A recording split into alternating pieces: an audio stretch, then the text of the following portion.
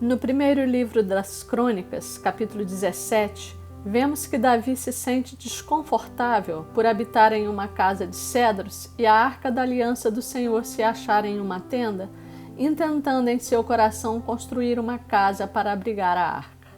A Bíblia narra que a palavra de Deus veio ao profeta Natã no sentido de dissuadir Davi desse intento, lembrando que nunca pediu que ninguém lhe edificasse casa de cedro para si.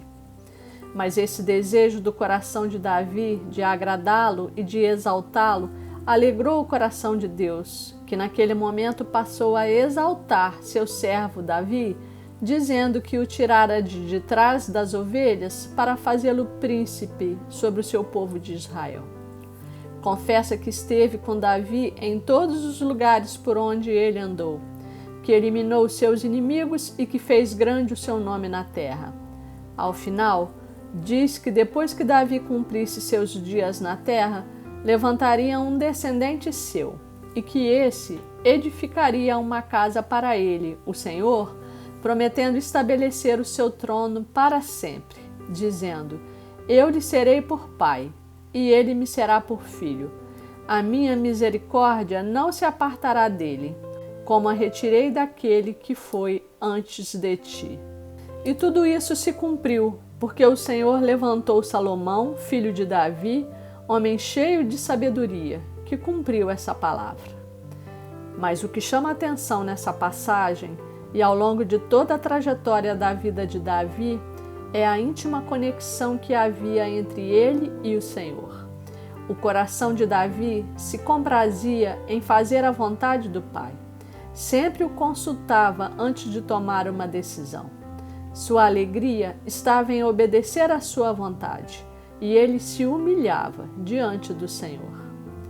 Se observarmos com atenção, a Bíblia nos ensina que Israel, sob o governo de Davi, não perdeu nenhuma batalha, exceto naquela única vez em que ele não foi, quando viu Batseba, mulher de Urias, tomando banho, vindo a envolver-se com ela e em acontecimentos que lhe trouxeram muitos sofrimentos. Mas é difícil encontrar um homem tão bem-sucedido em todas as áreas da vida como foi Davi. Tudo isso porque ele mantinha relacionamento e comunhão com Deus. E Deus lhe correspondia a esse sentimento de amor, de dependência, de fidelidade e de obediência.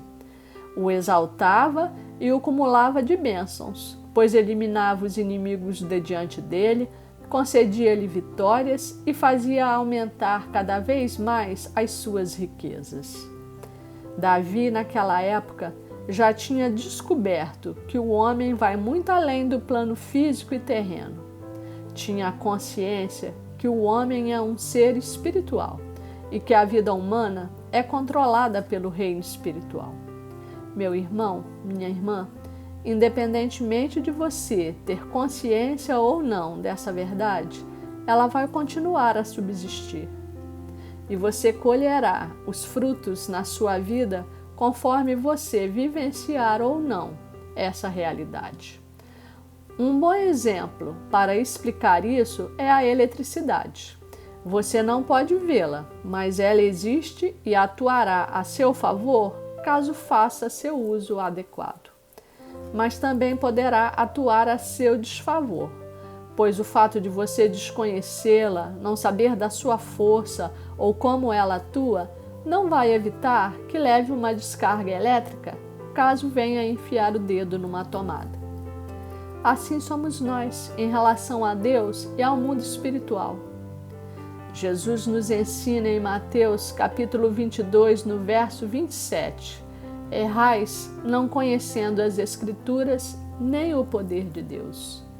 Ora, em Gênesis capítulo 1 está escrito que nós fomos feitos à imagem e semelhança de Deus. E o fato de você desconhecer isso não tem o condão de alterar essa verdade, embora ela somente possa surtir efeito depois de ser descoberta. Por isso, nós precisamos o quanto antes nos voltar para Deus, buscar a sua face, nos alimentar da sua palavra e buscar ter relacionamento com Ele. Nós somos totalmente dependentes do amor e da misericórdia de Deus. E Tiago, capítulo 4, verso 6, nos diz que Deus resiste aos soberbos, mas dá graça aos humildes. E nos orienta no seguinte sentido. Verso 8. Chegai-vos a Deus, e Ele se chegará a vós outros. Purificai as mãos, pecadores, e vós, que sois de ânimo dobre, limpai o coração. Afligi-vos, lamentai e chorai.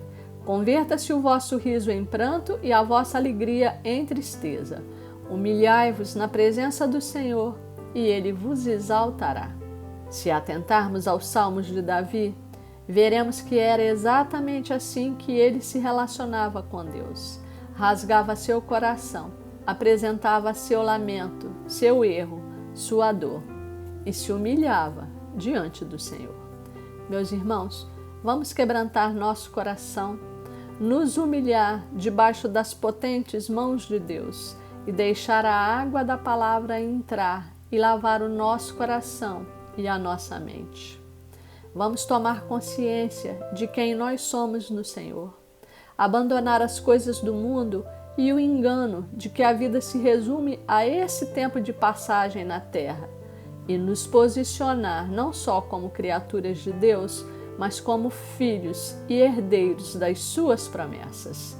Na primeira carta de Pedro, capítulo 2, verso 14, está dito: como filhos da obediência, não vos amoldeis às paixões que tinhais anteriormente na vossa ignorância.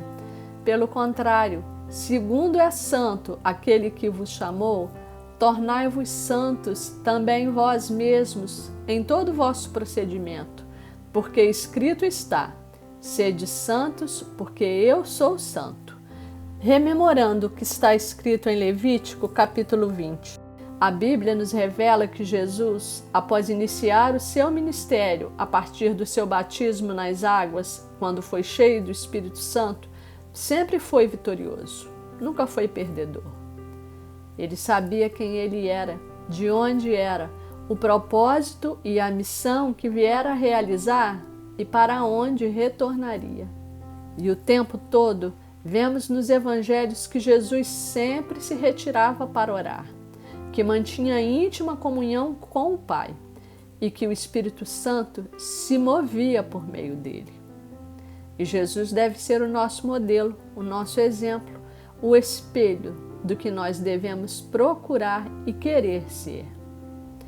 A mesma primeira carta de Pedro nos diz que nós somos raça eleita, sacerdócio real, nação santa, povo de propriedade exclusiva de Deus para proclamarmos as virtudes daquele que nos chamou das trevas para a sua maravilhosa luz.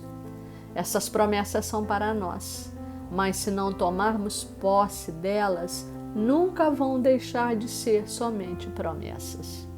Assim, embora nossos pés estejam fincados na terra, porque ainda estamos no mundo, nossa visão, nossa mente, nosso coração e nosso espírito devem estar ligados no Senhor.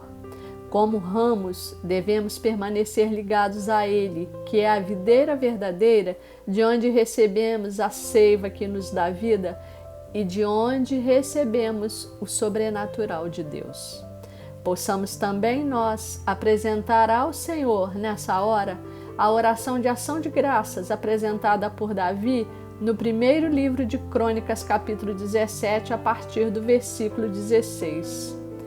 Quem sou eu, Senhor Deus, e qual é a minha casa para que me tenhas trazido até aqui?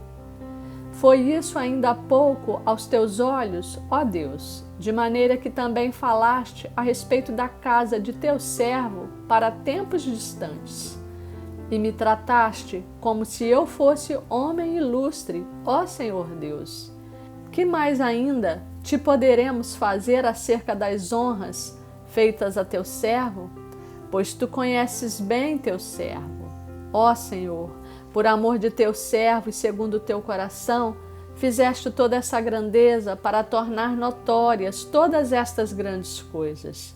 Senhor, ninguém há semelhante a ti, e não há outro Deus além de ti, segundo tudo o que nós mesmos temos ouvido.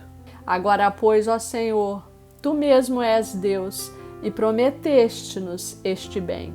Sê, pois, agora servido de abençoar a nossa casa, a fim de permanecer para sempre diante de Ti. Pois Tu, ó Senhor, a abençoaste e abençoada será para sempre. Amém.